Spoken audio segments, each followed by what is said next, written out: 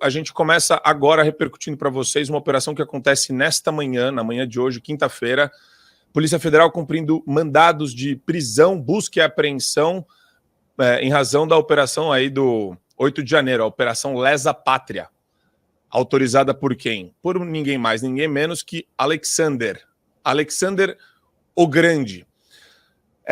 A gente está falando de 24 mandados de busca e apreensão, 3 mandados de prisão, 7 de monitoramento eletrônico. É a 25ª fase da Operação Lesa Pátria, que apura o ato golpista, segundo a Globo, do 8 de janeiro.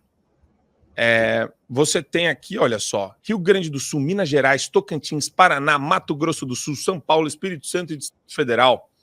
E os 3 mandados de prisão são em alvos em São Paulo e no Distrito Federal. Parece que é dono de loja atacadista que foi preso, porque deu um dinheiro para a galera que estava lá na frente do quartel. É um negócio de louco.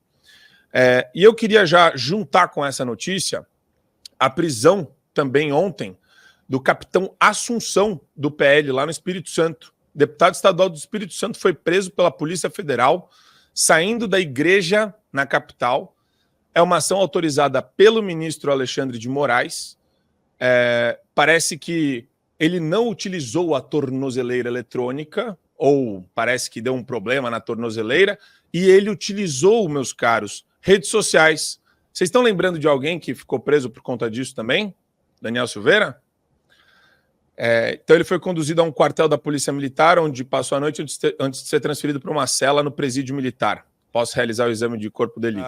Satier, eu queria passar um trechinho da Globo, os comentaristas, falando sobre a PEC da blindagem.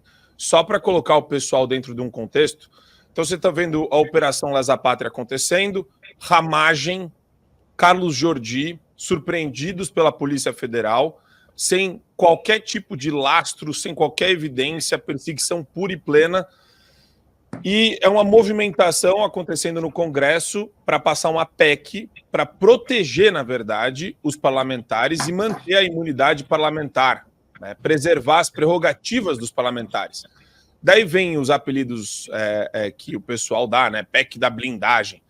Blindagem contra a tirania. E vamos colocar a Globo falando sobre isso. Crime de golpe de Estado, amanhã é de corrupta, Trave. E por aí vai. E aí você tem ali um instinto de preservação na Câmara, no Senado, no Congresso Nacional como um todo, que é uma coisa assim assustadora. E é isso que a gente vai ver a partir de agora. E lógico que isso daí, em algum momento, vai para o Supremo Tribunal Federal. Não tem jeito. E aí você vai ver o Congresso vai falar, não, porque o Supremo está passando dos limites, então vamos colocar o limite no Supremo Tribunal Federal. Daqui a pouco você vai ter um deputado falando isso. Mas é importante a gente ressaltar que a ousadia não tem limite quando se trata de autopreservação e de movimento de blindagem, de autoproteção do Congresso Nacional. Se você inverter a ordem do que ele está falando e trocar Congresso Nacional por STF, acho que a fala dele fica perfeita, a fala do Camarote, Satier.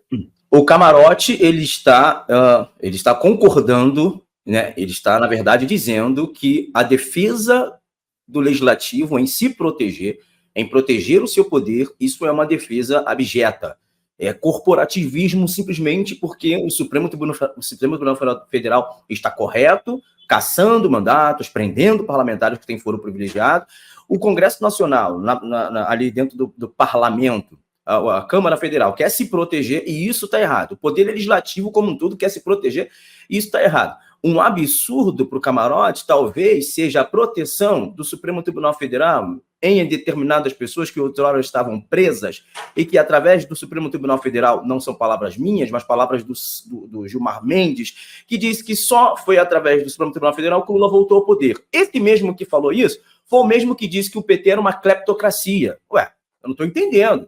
Tinha Gerson Camarote para comentar a respeito disso, dessas anomalias? Isso que é proteção, isso que é superproteção. Inclusive tem jornalistas de extrema esquerda, ontem foi viralizado nas redes sociais, dizendo que a esquerda não tem capilaridade nas ruas, não tem articulação política e está terceirizando essa responsabilidade ao judiciário. quem sabe ler um pingo à letra. Ele estava falando do Supremo Tribunal Federal. Inclusive disse aos liberais, a direita liberal.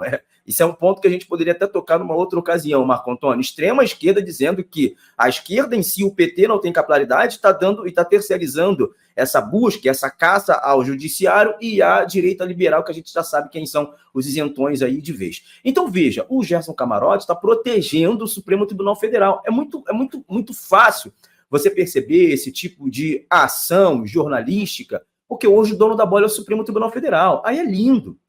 É lindo proteger. Em nenhum momento ele fala do PT. Em nenhum momento ele fala que o que está acontecendo é um abuso de autoridade, porque não tem corrupto, não tem corrupção. Eu tenho uma matéria aqui, inclusive, do Jornal Globo, olha só, por determinação do ministro Alexandre de Moraes, do Supremo Tribunal Federal, os agentes da PF cumprem 34 mandatos judiciais, sendo 24 de busca e apreensão, 3 de prisão preventiva e 7 de monitoramento eletrônico. Atenção, segundo o Globo, o empresário Joveci de Andrade, dono de uma rede atacadista do Distrito Federal, é um dos alvos da operação. Ele é suspeito de ter fornecido alimentos e água ao acampamento montado em frente ao quartel-general do Exército em Brasília. Onde vamos parar, gente? É um empresário gerador de emprego, gerador de receita, que contribui com o produto interno bruto.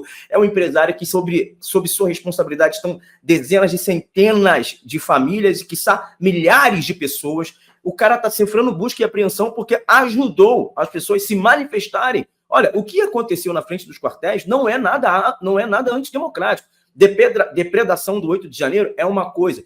E alto lá, depredação também, embora eu discordo dos patriotas que quebraram. Discordo. E isso é uma grande verdade. Eu discordo. Mas isso não significa que essas pessoas precisam ser sentenciadas a 17 anos de prisão, enquanto o vagabundo que corta a cabeça dos outros aqui no Rio, que mata as pessoas aqui no Rio em assalto, em uma audiência de custódia 3 dias depois está livre. Isso é um absurdo que a gente está vendo no Brasil. E aí você vê um jornalista como o Gerson Camarote, Eliane Cantanhede e tantos outros assessores de imprensa do governo federal que estão lotados na Globo News, fazendo esse tipo de defesa e esse tipo de comentário extremamente infeliz. É perigoso, porque hoje somos nós, amanhã pode ser eles. E é muito triste quando você vê uma pessoa celebrando quando a guilhotina está guilhotinando a cabeça de um opositor, quando, na verdade, quando acabarem os opositores, talvez a sua seja a cabeça prêmio, Gerson Camarote. Para você ter acesso ao conteúdo integral do Fio Diário, é fundamental que você assine agora a plataforma e aproveite as condições que a gente tem promocionais para você ter todos os acessos aos programas. Adrilho sobre tudo, Marco Antônio em Direita, Além do Ponto G, entrevistas com personalidades nacionais e internacionais, óbvio, Show da Manhã e várias outras atrações do Fio Diário.